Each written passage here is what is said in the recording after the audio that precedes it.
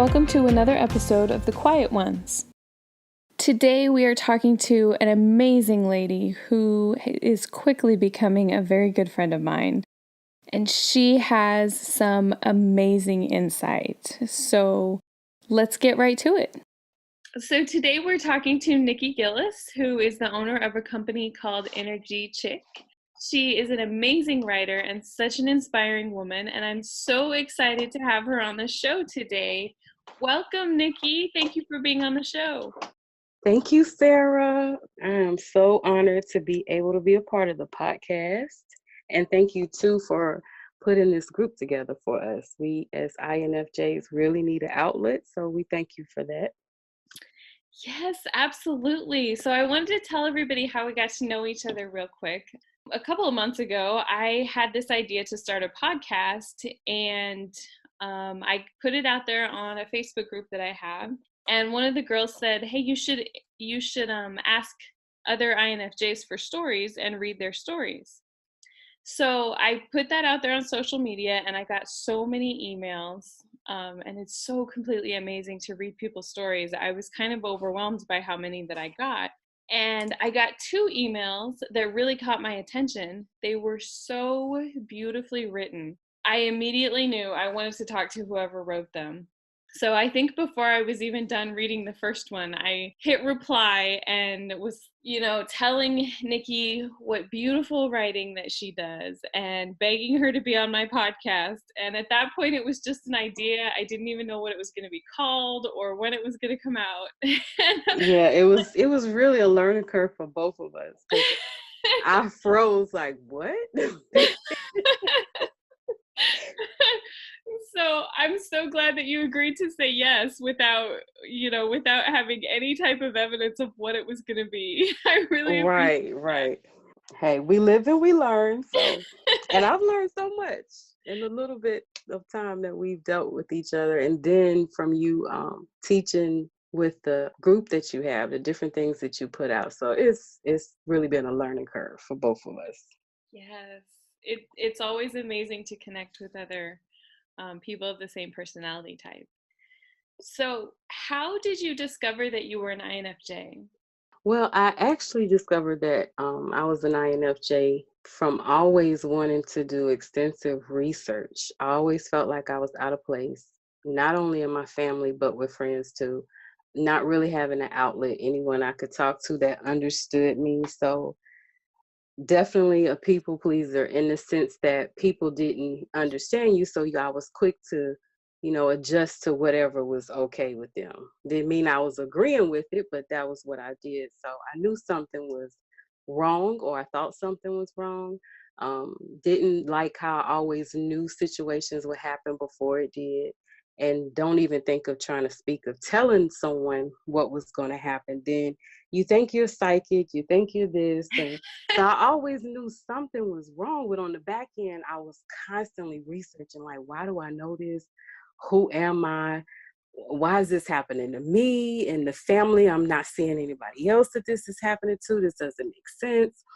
And then my best friend is actually my sister-in-law now. So the backstory with that, we grew up together from middle school on up, and she ended up marrying my brother, my middle brother, because I have 3 of them. So she is a life coach, and she majored in psychology. So we always would have these conversations. And then one day, it's been maybe about 4 or 5 years ago, she sent me a text and said that she wanted me to take her test from the Myers-Briggs. And I laughed because I had already took the test by myself, and it told me I was an INFJ. So of course I never told anybody. That was the thing I kept to myself, but I was highly intrigued, like, what? But everything made sense. And so when she sent me that text and I read it and I laughed, and I took the test, and it turned out that I was an INFJ again. So from that point, I really believed it, like, okay, wow, this really must be me. So from there, finding out that I was an INFJ, but at the same time, really trying to figure out what does that mean for me in my life. Like, okay, I know this is what I am for my personality, and I know this will help me understand myself and help others understand me better. But at the same time, what part of it is INFJ, then what part of it is Nikki? and then mixing the two and really trying to live my life accordingly. So that was how I pretty much discovered that I was an INFJ. So how did it change your life once you discovered that? What were some of the things that really changed for you? Oh, to me, to say that it just clicked is an understatement because you start so young. I would really like to know from the rest of the ladies in the group as well as yourself. You start so young with being so different. I mean, nothing at your age when you're a kid that I was interested in, it was just too well advanced, or the kids were looking at me like I was crazy because I wanted to know how could I help the world. Not, I don't want to sit and play in color, and just nothing made sense. So Right. everything changed once I found out and I accepted it. I think to me the biggest part was really accepting that I was an INFJ, because you spend so much time going against it. And really, I think I've read a couple times it says we're a walking contradiction. And I highly, highly, highly believe that, because we see so many sides to every situation. There's the truth, there's the dark side, there's the light, but we really see so many sides to it.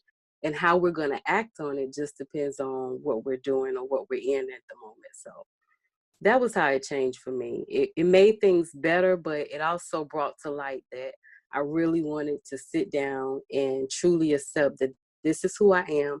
But again, bridge what part was INFJ and then what part is just this is Nikki, or this is who I am. And then, combining the two and living my life accordingly to that. That's completely amazing.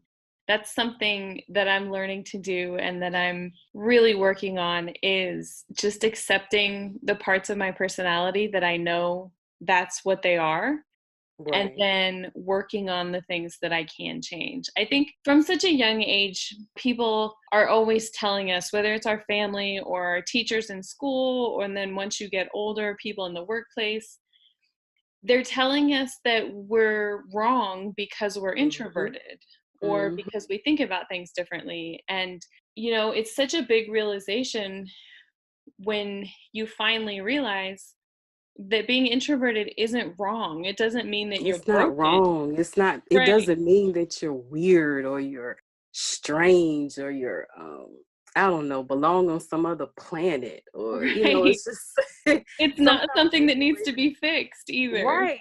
Exactly. That's the way we are. So we have to learn to accept that. And I think with all of us now being adults, we are definitely seeing how it takes some time. It's not something you really see how that 1% plays into it. When you think about the makeup of an INFJ is like 1% of the world.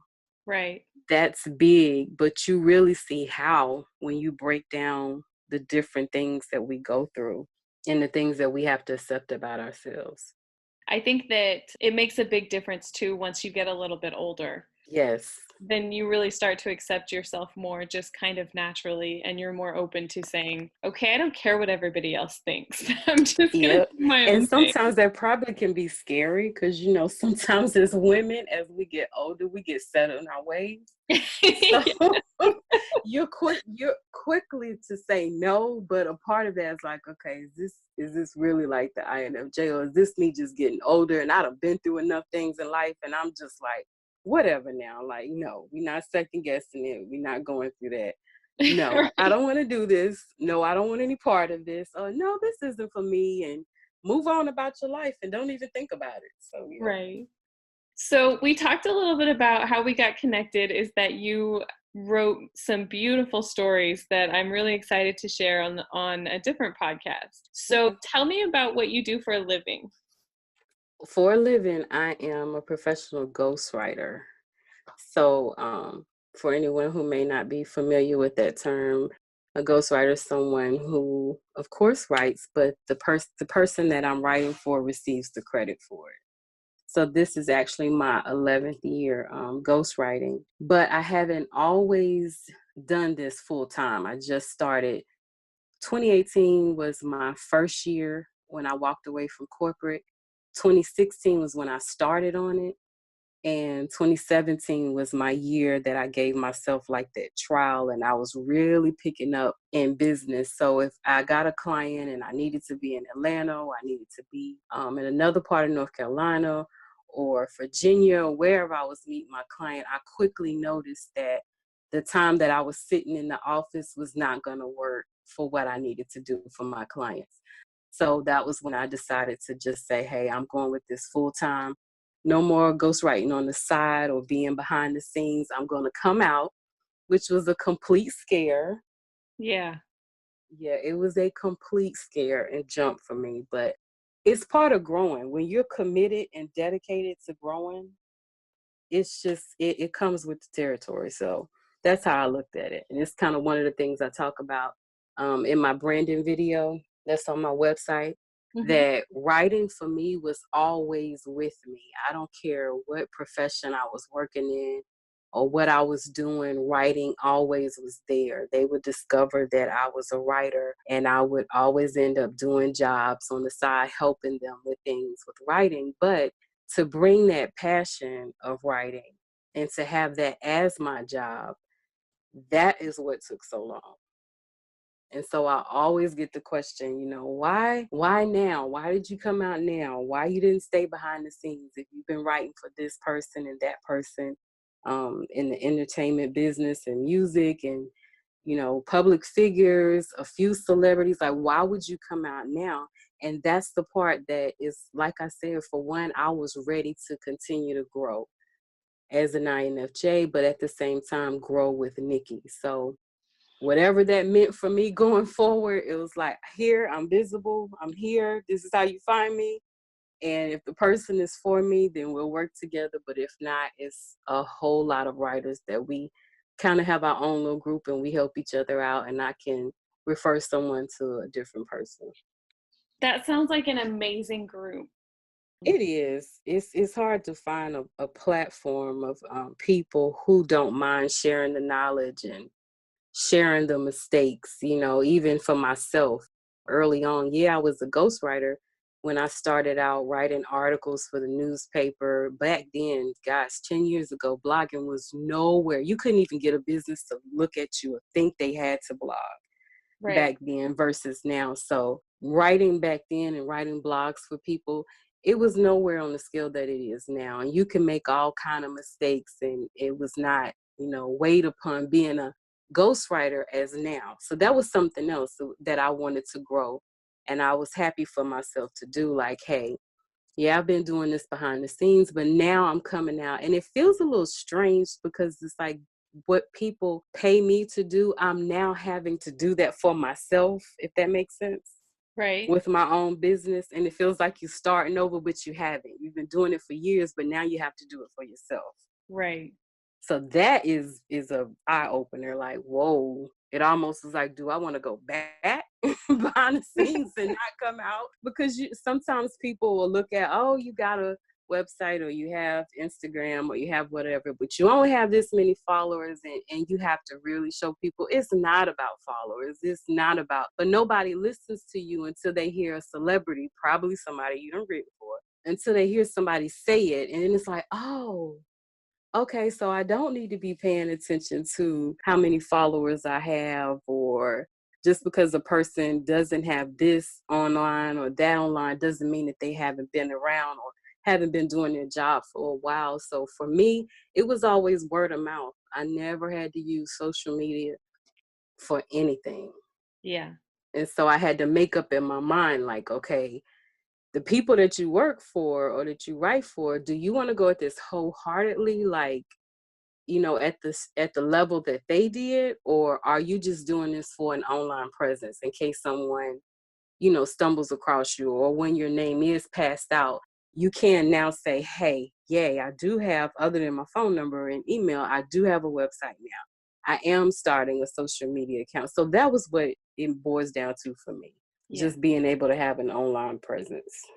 Right. I know a lot of INFJs talk about how they feel like they're supposed to do something really big with their lives. And I know for me, I was searching for my purpose for the better part of my 33 years to date. um, Is that something that you felt like, and do you feel like this is your purpose? Yes, I do. I know writing is my purpose and my passion. The interesting thing about it for me was I didn't always really know that's what it was. I just knew I loved writing, and writing was that outlet for me, but I didn't really bridge the two until later in life. So that was another thing that took me so long to do. Even when I had different jobs growing up, writing always came into play. I would do something for someone, or be in a group and help, or they would find out that I was writing, and then I end up helping and writing with things of that nature. So that was something else I had to look at. When you talk about something being your purpose or your passion, you have to ask yourself a couple of questions. Is this something that you can do that makes you happy internally, even if no money is attached to it? Like, what are your feelings then? So for me, that's what writing was. And I had a moment where I didn't know if I really wanted to open that up and share it with the world. It really was like a comfort zone being behind the scenes, like, hey, you're a ghostwriter and nobody in the world really knows about you unless somebody tell you. You have a whole lot of NDAs on file, so you don't really have to worry about anybody saying anything. Like, why would you want to change that?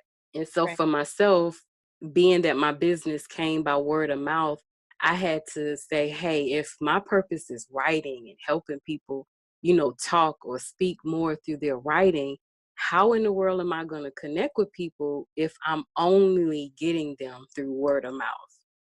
So Yeah. I had to ask myself that on the back end, like, okay, are you ready to grow with that? And I easily could have just sat in the back and continued doing what I was doing. It wasn't stopping anybody from coming to me or the people that I was writing from. But I wanted to learn and connect with new people. When I meet people on social media, or read some posts, and I'm like, wow, I remember when I was going through that, or I remember how I felt that way. And then it comes like, okay, are you going to reach out? Are you going to talk to that person? Oh, no, no, no, no. I'm just talking to myself. That's what it felt like. So I was like, okay, I had to commit to myself. I wasn't always going to just rely on the people that came to me through word of mouth. I wanted to try something new and something different. And that was to put myself out there so that I could connect with other people as well. And it's still a scare, but, I know it's a growing thing for me. I had a similar experience through finding my purpose. I still have a full-time job, and during the day I work in marketing and graphic design. And I really think that graphic design is more of something that I really love to do. And I don't know that it's exactly my purpose, but it's definitely my passion. And I didn't go to school to study graphic design or anything. In fact, I studied criminal justice in school, in Oh, college. wow. and Okay. I, and I work in marketing and graphic design. But Completely different field, right? yeah, but the thing was, when I was like 16, I was working in this office and they had a graphic designer, but they needed another one. They asked me if I would be willing to learn, and I was like, yeah, sure. So then it seemed like every office after that I worked in, they needed a graphic designer, and I just learned more and more and more. And a lot of people ask me, how do you find your purpose? And it's kind of a frustrating answer. But the answer that I always give people is, it will find you. It And will.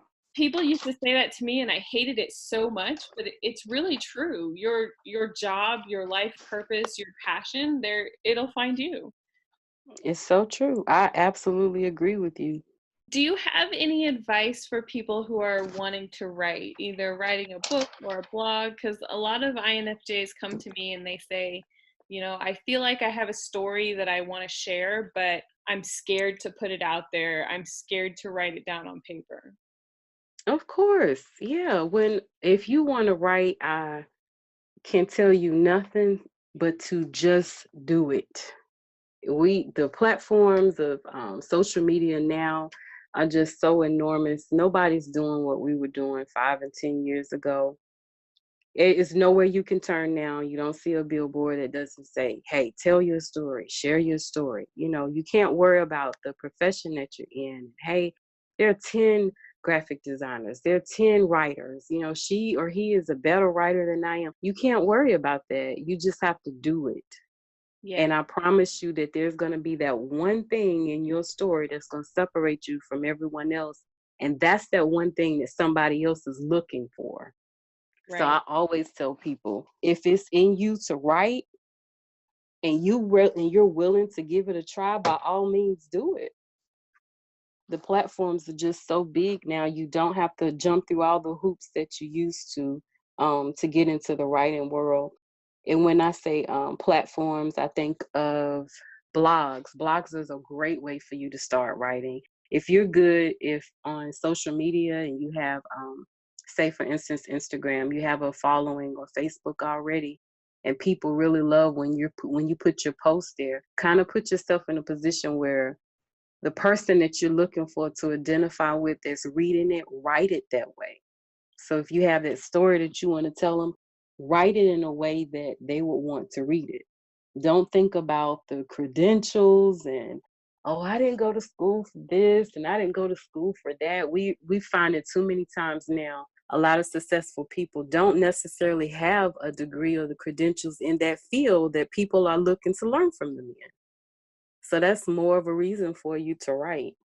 Yes, for sure. When I was in Mhm. school, I was really, really good at math and I was terrible at English, like so bad. My mom made me take spelling all the way through high school. And I think it's only required through like the 8th grade. And I still can't spell, by the way. I have like 3 apps that help me to To be help able you make sure. yeah, with spelling and grammar. But That is too funny. but I felt like I really had a story that I wanted to share. And I was kind of scared because I didn't know how people would respond to it. But I thought if I can just help one person, then Mhm. I don't think that it really matters if all of the sentences are structured, like perfectly. And for me, when I read your writing, I'm seriously envious because Oh it's no. so Wow. beautiful. And I Thank read you so mine and I'm like, it's not really the same. thank But you so much. I appreciate that. but I know that it's important for me to share my story, and I think that it's also important for me to just start. Like you said, just do it. That's it. Just do it. Just do it. Don't worry about it. And it's so many, when I say the platforms again, like when you think of Oprah magazine, when you think of Martha Stewart, she has the wedding side and then she has the food side. Then you have Bustle and you have Glamour magazine. Whatever it is that that is a huge platform that's out now. Please understand they're always looking for writers. And when I say they're looking for writers, not just for articles, they're looking for you to tell them your story about whatever this topic is. And they're looking for you to tell them your poem. Yeah, I meet a lot of people that love writing poetry, and they Yeah. tell me, hey, I got notebooks and notebooks of poetry at home, or I got this all on my old computer, my laptop. I'm like, hey, submit it. Submit it, turn it in. You never know. They'll send you an email and say, hey, we enjoyed your poem. We want to feature it. That's what you're looking for. And there's so many platforms that would do that for free without charging you. And some of them, do you mind if I give a couple of Yeah. people? Yeah, absolutely. Okay. When it comes to writing possibly an article or a blog, and again, you guys, you may have to research once you go to the company. You may have to research what they're looking for. They will happily tell you what they're looking for at the time. But when you think of lifestyle, Brit and Co and Bustle are two of the big ones I can think of that will feature something for free for you. They call it a guest poster. So that means that they're able or they're willing to collaborate with you. They will send you an email. It'll be very detailed, telling you a disclaimer at the end. A lot of times they're looking for an article or something that you haven't shared with someone else. So suppose there's another platform that's just as big in that area. They don't want you to send the same article that you sent to Glamour, over to Martha Stewart, if that makes sense. They don't want you to send the same one. So whoever approves you first, they'll tell you to put a disclaimer at the end that if you do repost it or send it to another one, you may have to put the disclaimer at the end that it was originally posted by to give them the credit if they posted it first. So I always tell people, hey, even if it's the same story, change the words up a little bit so it's not written the exact way they posted it, if that makes sense. Right. And for food, you have Martha Stewart. There's Nutrition Rocks. For self improvement, you have Psychology Today. You have Delivering Happiness. When it comes to fashion and beauty, you have Glamour and you have Trend Hunter. Then, if there's faith, if you want to write about spirituality, The Humanist is a good one. And then Bible Way Mag is a good one.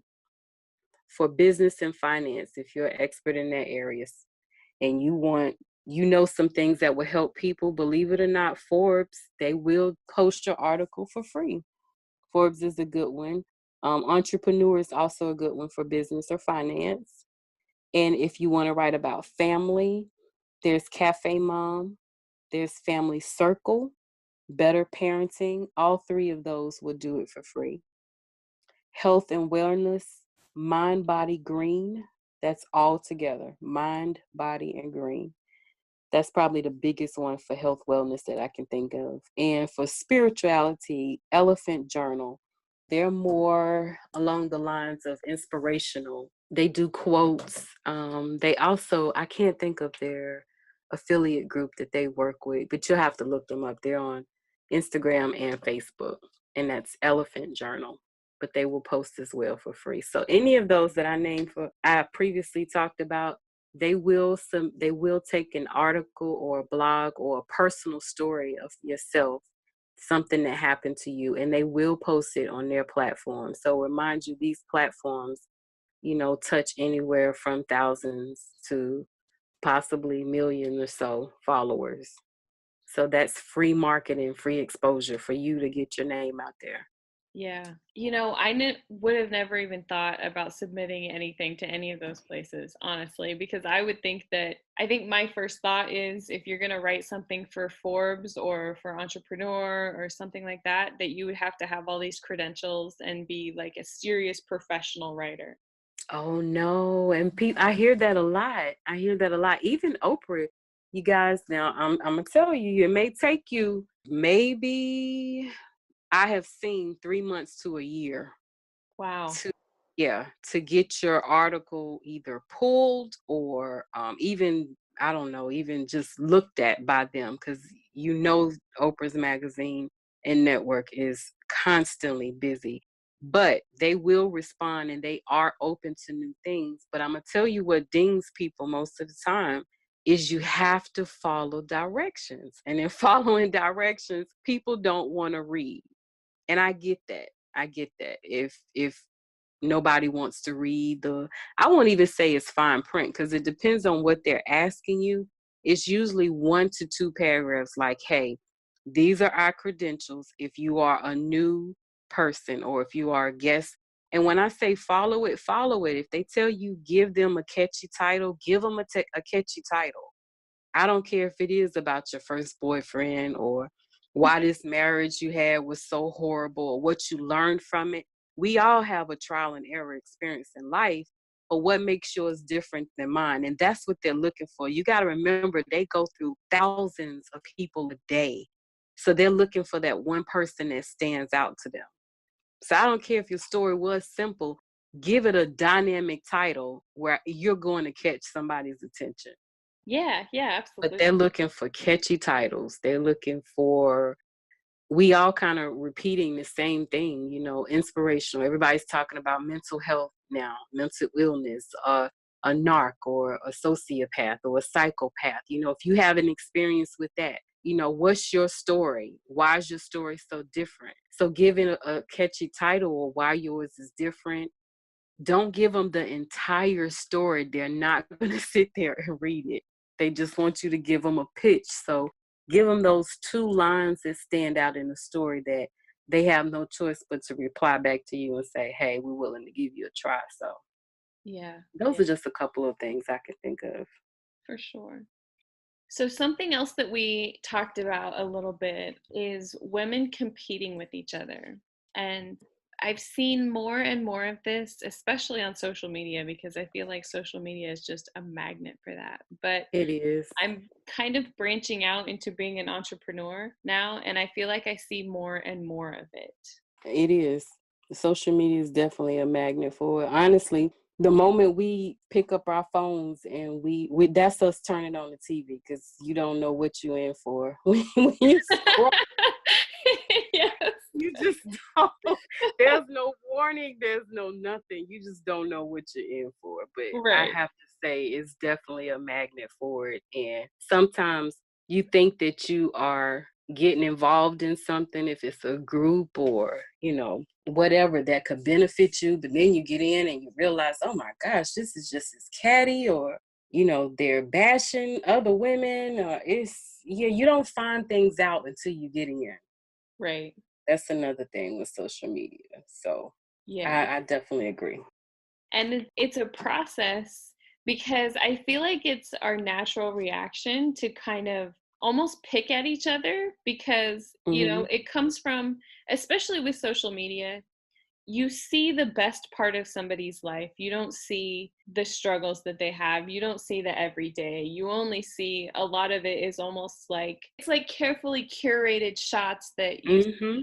and you don't see what's actually real. And so it's easy for us, especially for me. I'm really good at, or I have been in the past. I'm changing my story. I have been in the past very good at focusing on the negative and seeing jealousy creep up. And then when it comes to working with women, it's like, oh, I don't know, this is going to be like really, really tragic. But it's such an amazing thing when you can turn that around and focus on the positive and when you can Hmm. work together rather than competing with each other. Yeah. And you have to make a couple things up in your mind. I know for me, guys, I cannot tell you how hard it is being a ghostwriter, because we're already feeling our feelings, but then when you're writing for that person, my job is to become that person. I am to write and sound as if I'm that person. When their audience read it, they need to really feel like they wrote that. And so it's hard because sometimes when you get in these stories, I don't want to own that. I don't want to have. I'm like, oh, wait a minute.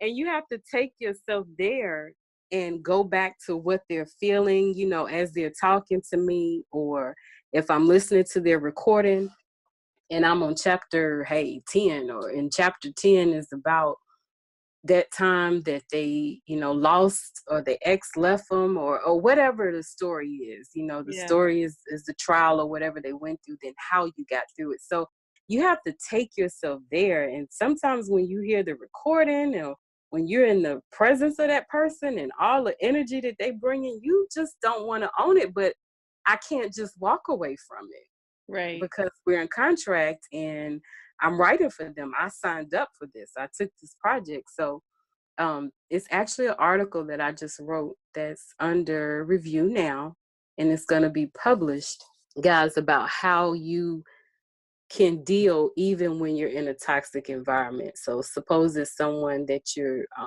possibly married to, boyfriend, girlfriend, whatever the situation is. It could be your parents, and we hear so much about toxic people, toxic work environments now, and everybody's telling you, hey, just be out, be done.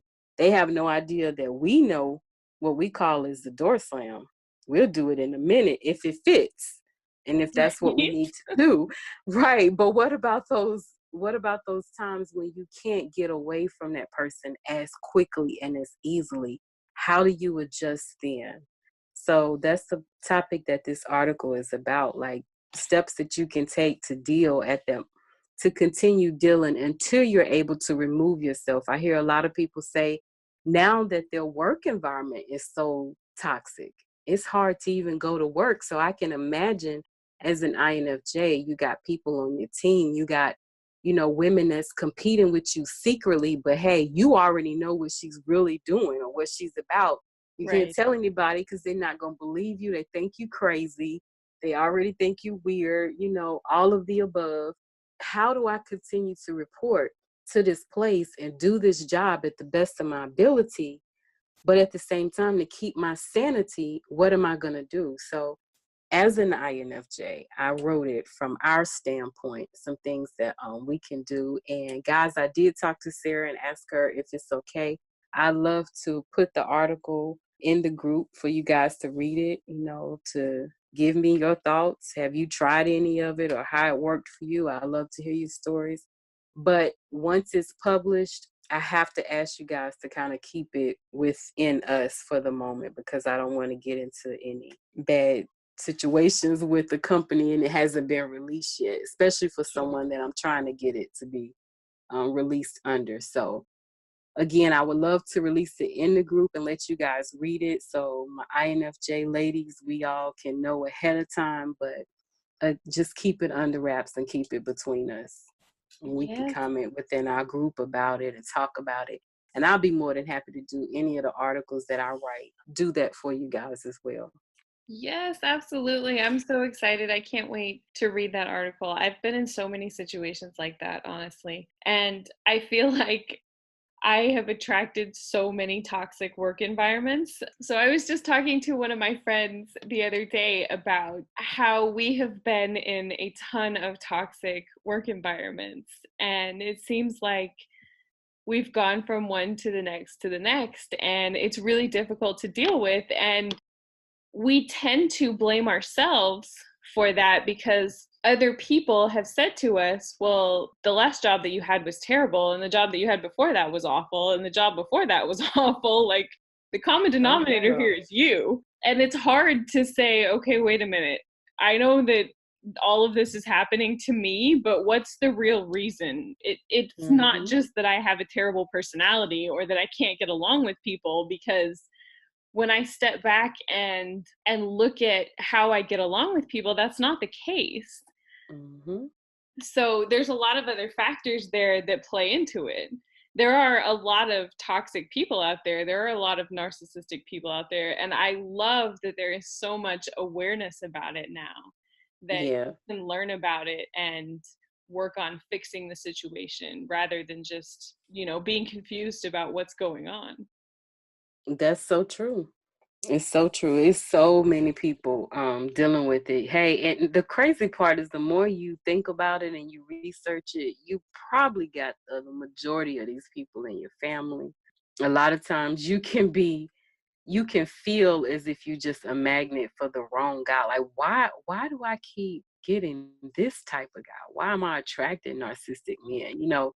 Right. Really analyzing, wait, I need to take a step back and really go back and trace, where is this coming from? Where was my original or first encounter with this narcissistic man from that demanded so much of me that now it's almost like it's imprinted in my mind. And that's the only thing that I can seem to attract, I can seem to go to or be in these long-term relationships with.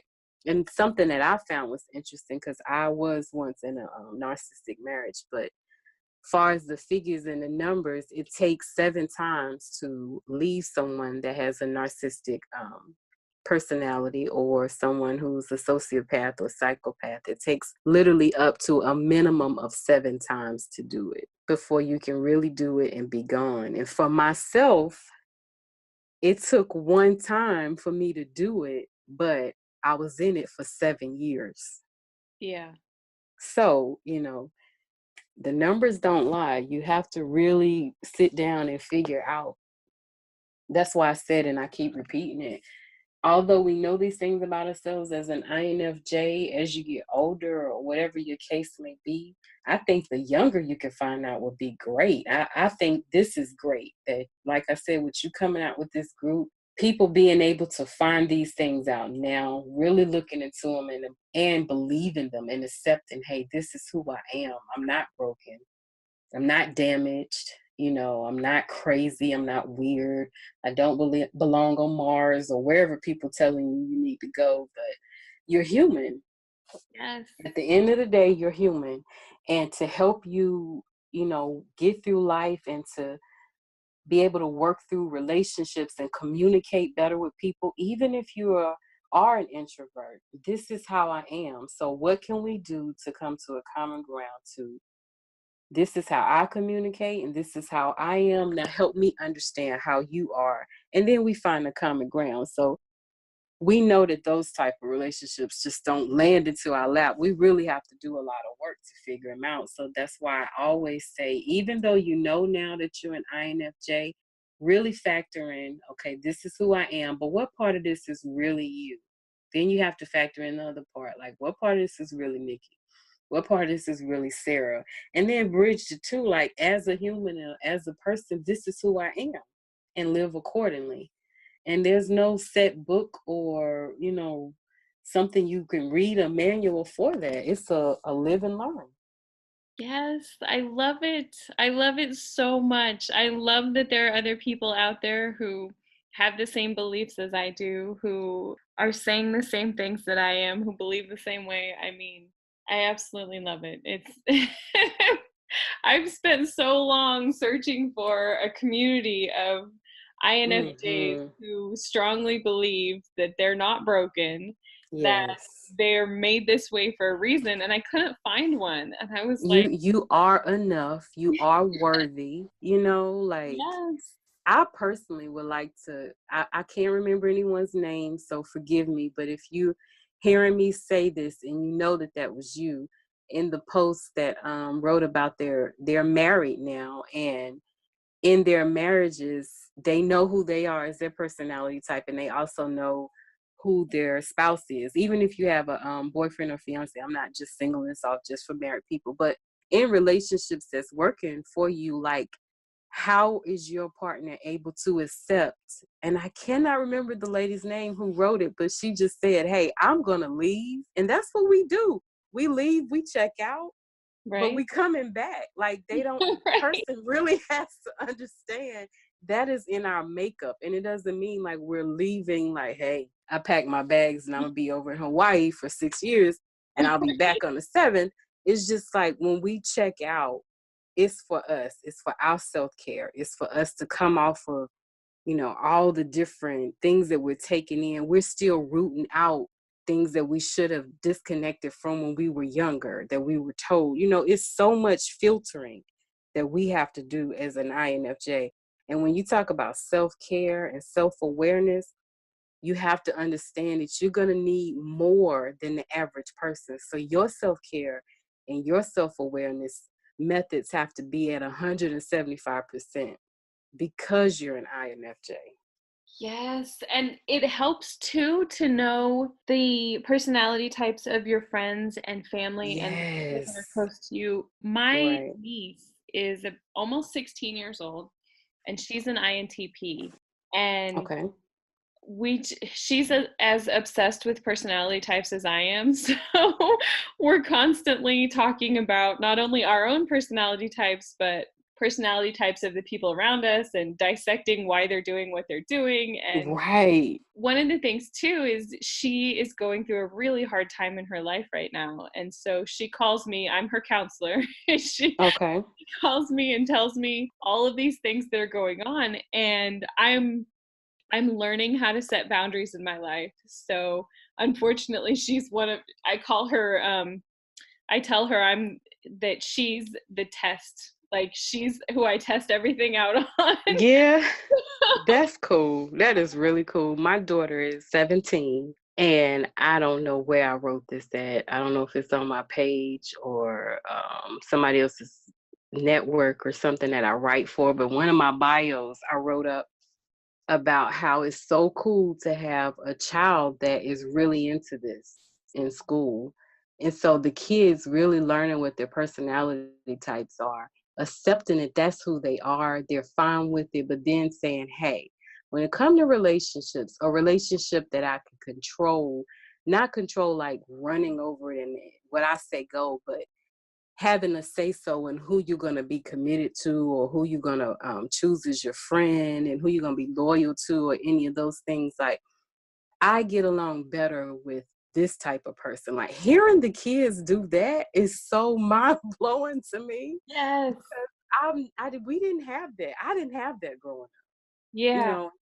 I listen to them and I be wanting to jump in sometime, and then my daughter look at me like, oh my God, mom, okay, please leave. Like this is us. We're having our moment. But just to sit and hear those conversations and how they can dissect their teachers and they telling you what their teachers are. And I'm Yep. like, well, how do you know that? And they're like, because, they did this. And do you know in such and such grade they did? And I'm just like, wow, this is really interesting. But they are learning people personalities and they are accepting that that's how that person is and learning to deal with them according to how they are. I Yes. just think that's brilliant. I'm just like, wow, these kids are really on a whole different curve than Yeah. we were coming up. It's just really different. One of my favorite things about my niece is that she calls me out on stuff. So My child will too. Yeah. And I go back and forth like, do I want to slap her? Or, like, wait a minute. You know what? She right. I'll let you slide on that one. But yeah, I go back and forth, but she's very, very blunt. She's very, very blunt. And Yep. she will call me out on it. Like, Ma, no, you are this. I don't even know why you're trying this. And I'm just like, okay. Yep. My niece, I was talking about setting boundaries. And so I was telling her, I got overwhelmed a couple of weeks ago with work, with, starting my business and with everything that she's going through.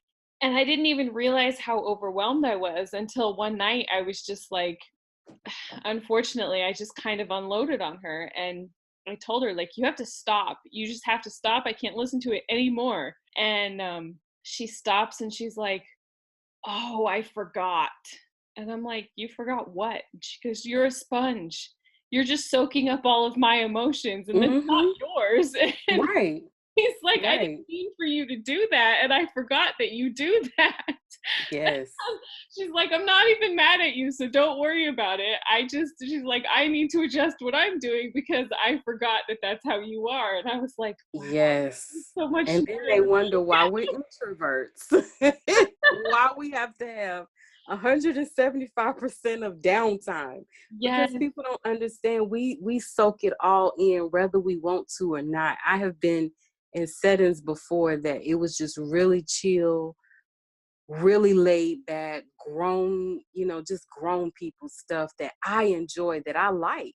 And I didn't have to really worry about like all eyes on me or whatever. But as soon as people start coming around, I didn't even have to look, but I could filter. It was a spirit. It was somebody in there that just was gonna be, ugh. And immediately I'm changing and Yeah. I'm irritable and I'm whatever. And I may not even met the person or got in contact with them yet, but I know that they're there or they're near.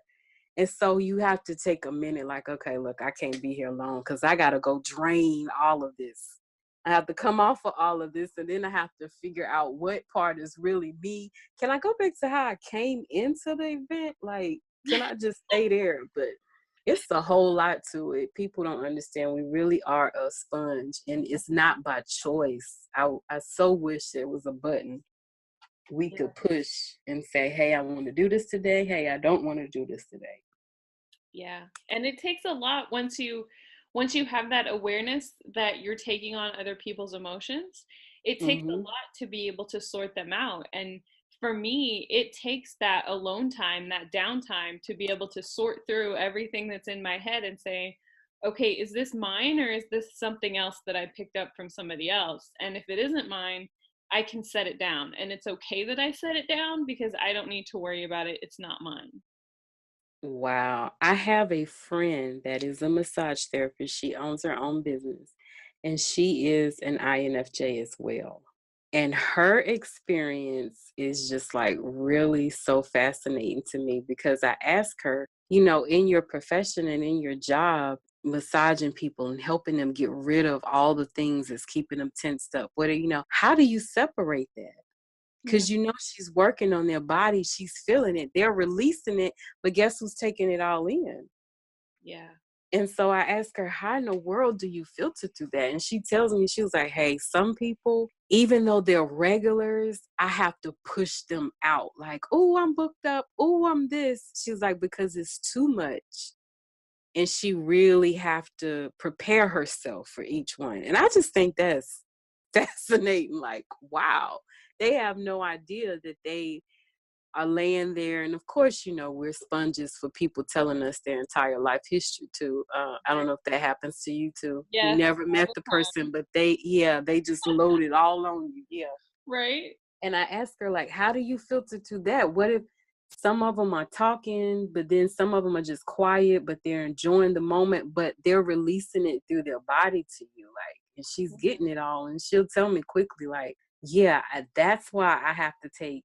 I'm closed down so many days, this way, or that's why I have to push this person or that person out. They'll think that I'm booked, but I'm not really. I just can't take them like every single week, but they're a great client, and I'm just like, wow, that's really interesting. So we INFJs do a whole lot and deal with a lot. That's why it's so important for us to really, really find ourselves and give ourselves the time we need to accept who we are and to live accordingly. And for people who can't adjust, hey, keep it moving. I love it. I love everything that you said. You are such an inspiring person, and I've learned You so much. are too, Sarah. Thank you so much. I really appreciate this. Absolutely. So tell me, where do we find you? I am on Instagram, guys. It's INNERGCHIC. So that's Energy Chick. I am on Instagram, and my email address is WRITE @energychick.com. And then my website is energychick.com. Awesome. Thank you so much for being on the show. I so much appreciate it. You are very, very welcome. Thank you. I hope you enjoyed that interview as much as I did. Nikki is really an amazing person. I completely adore her. Let's talk about some takeaways. Number 1, feeling different and doing research is a great place to start to find your personality. Number 2, a big change comes when you accept yourself. Number 3, you don't have to have a lot of followers on social media for it to be effective. Number 4, your purpose will find you. Number 5, Nikki's advice for writers? Just do it. Number 6, there are a ton of platforms for you to write for. Number 7, make sure you follow directions for submission. And number 8, in dealing with toxic people and environments, you may not always be able to get away right away, but there are still things that you can do to make it better in the meantime. In the interview, Nikki referenced her article about what to do if you can't get away from a toxic work environment.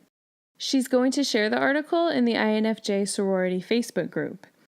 Now, that group is only for INFJ women, but if you are an INFJ and a woman, you are more than welcome to join. You'll find the link for it in the show notes. Nikki and I were also talking about INFJs attracting toxic relationships. I know that in the past, I have been a magnet for toxic friends and toxic work environments. I always thought that I just had bad luck in getting into these situations, but I know now that that's not the case at all. INFJs are magnets for narcissistic relationships because we are so different and have felt that we don't belong from a young age. Feeling like you don't belong is one of the universal fears. And when you feel that way, especially when you are young, it causes you to have problems expressing your needs and emotions, and to have problems setting boundaries in your life. Does this sound familiar to you? If so, I would love to work with you. I am a life coach who has faced this problem head on and gotten amazing results at correcting it and moving into a much healthier place. A place where you are no longer feeling guilty for speaking up about how you feel and what you need. Can you imagine that? Can you imagine what you would do if you no longer settled for less than what you deserve? Imagine having the confidence to go after the things that you want, to know that you deserve them. I would love to help you get there. If this sounds like something that you need, please send me a message. I'd love to chat with you and see if you are a good fit for my course. You can send me a message on Facebook or Instagram at INFJwoman, or send me an email at podcast@infjwoman.com. Thank you so much for listening. We'll see you guys again next week.